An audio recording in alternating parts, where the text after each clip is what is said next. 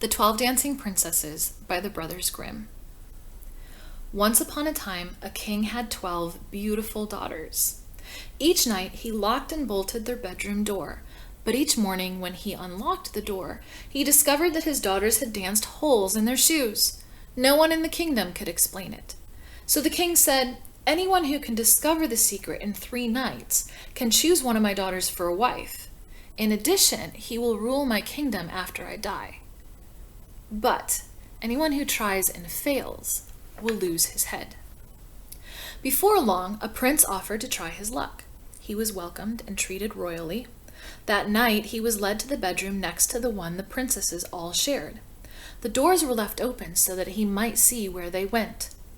But he grew weary and fell fast asleep. When he awakened, it was morning, and the princesses had danced their shoes to pieces.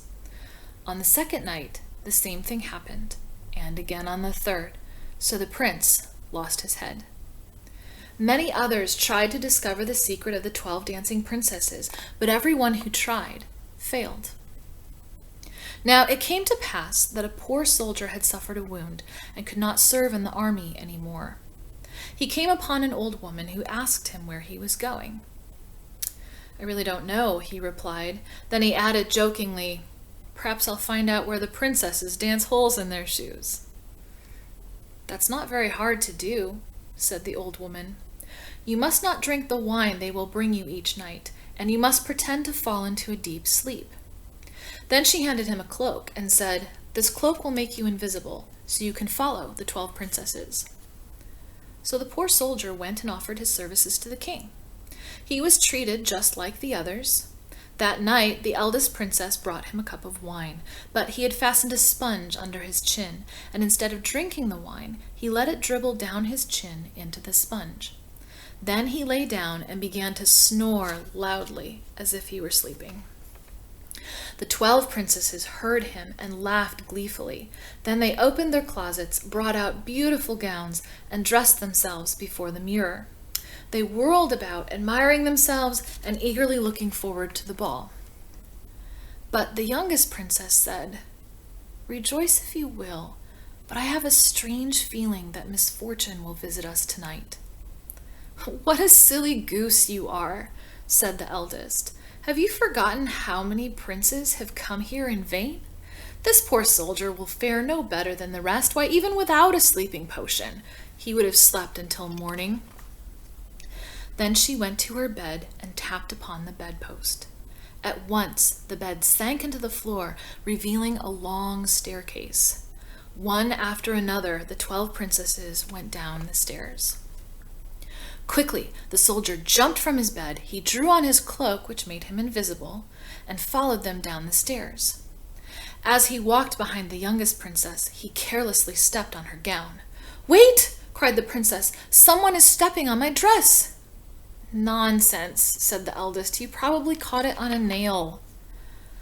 They continued down until they were far underground. Then they came to an avenue that was lined with trees that had silver leaves. The soldier reached out and broke off a twig to keep as a token. But the youngest princess heard the snapping noise and became alarmed. "Did you hear that?" she cried. "All is not well." "Don't be silly," replied the eldest. "It must have been a gun that was fired to salute us." So they continued on, passing trees of gold and then trees of diamonds. The soldier broke off 2 more twigs, and with each snapping sound, the youngest princess became alarmed. But each time the eldest said that it was only a gun being fired in their honor. Soon they arrived at a great lake, where 12 handsome princes were waiting with 12 little boats. The princesses seated themselves, and the soldier sat down in the boat with the youngest. The prince who was rowing it said, "I don't know why, but this boat seems much heavier tonight. I must row with all my strength just to move it across the lake." And the youngest princess said, "How strange. Perhaps it is the weather, for I feel very warm this evening too." On the opposite shore of the lake was a magnificent castle. From it came the glow of bright lights, and the sound of trumpets and drums drifted down to the lake. The princes rowed across to the castle and led the 12 princesses inside. When they danced, the soldier danced with them, but no one could see him. When one of the princesses raised her cup, the soldier drank what was in it. This upset the youngest princess, but the eldest silenced her as usual. By 3 o'clock, they had danced so much that they had worn holes in their shoes. Then they were rowed back across the lake, and the soldier sat in the boat with the eldest. The princesses said good night to the princes and promised to come back to the ball the following night. As soon as they reached the steps, the soldier scrambled upstairs, took off his cloak, and lay down in his bed. As the princesses wearily reached the top of the stairs, they heard him snoring loudly. "Our secret is still safe as far as he is concerned," they said. Then they hung up their gowns, placed their worn-out shoes under their beds, and went to sleep. The soldier did not tell the king what he had seen. Instead, he went with the princesses a second and a third time. Everything was exactly the same, except that on the third night he brought back a wine goblet as a token. After the 3 nights had passed, it was time for the soldier to give his report to the king. He took with him the twigs and the goblet.